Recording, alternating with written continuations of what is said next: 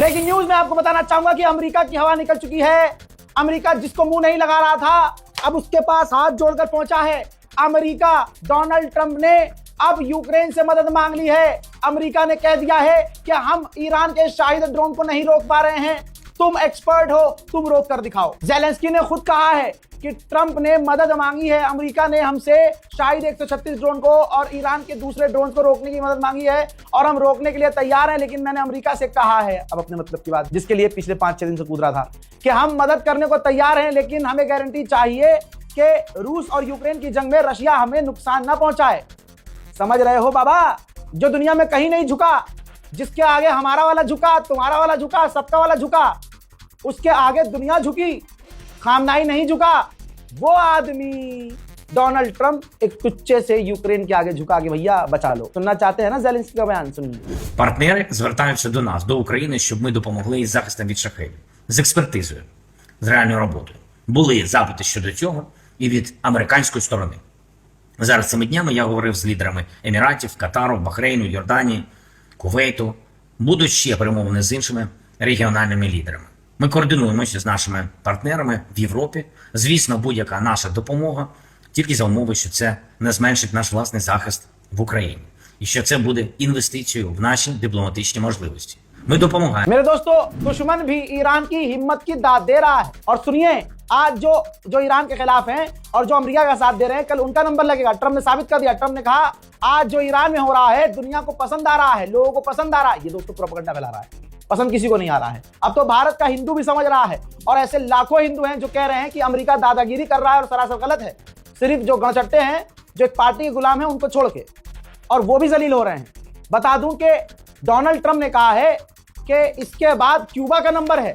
Iran के पास अब कुछ नहीं बचा है। ध्यान से सुनिएगा, ईरान के पास ना नेवी बची है, ना फौज बची है, ना उनके हथियार बचे हैं। उनके पास सिर्फ हिम्मत बची है। जी हाँ, ये हिम्मत वाली लाइन डोनाल्ड ट्रंप ने बोली है कि उनके पास कुछ नहीं बचा, सिर्फ हिम्मत बची है। तो इस शैतान को कोई ये तो समझाए, करबला भी तो हिम्मत पर ही थी।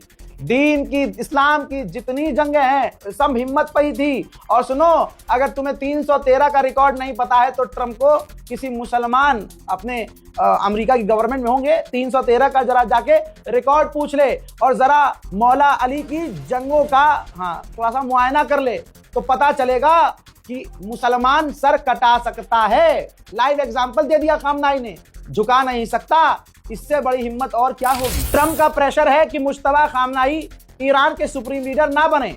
अब उन्होंने दूसरा बयान दिया कि जो उनका बाप था आयतुल्लाह सैयद अली खामनाई, उन्होंने भी अपने बेटे को सुप्रीम लीडर नहीं चुना था अगला, क्योंकि उनको पता था कि मुश्तबा खामनाई उस योग्य नहीं है।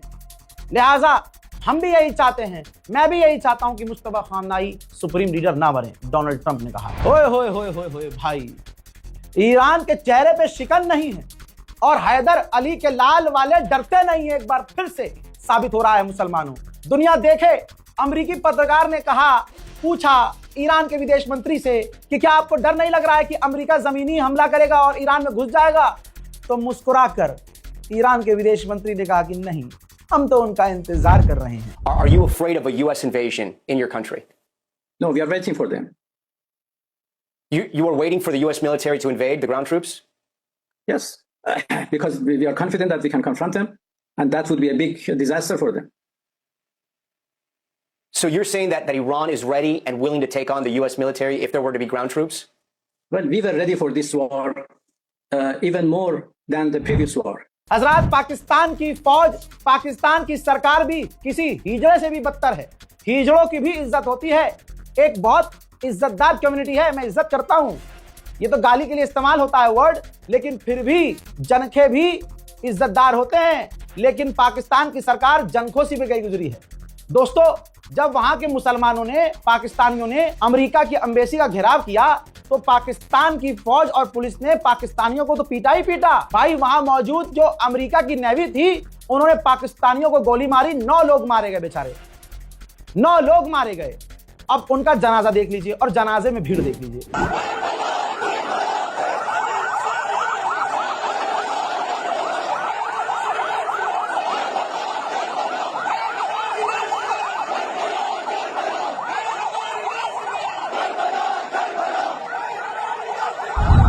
भाई, एक ने तो जिल्लत हासिल की, एक ने इज्जत हासिल की।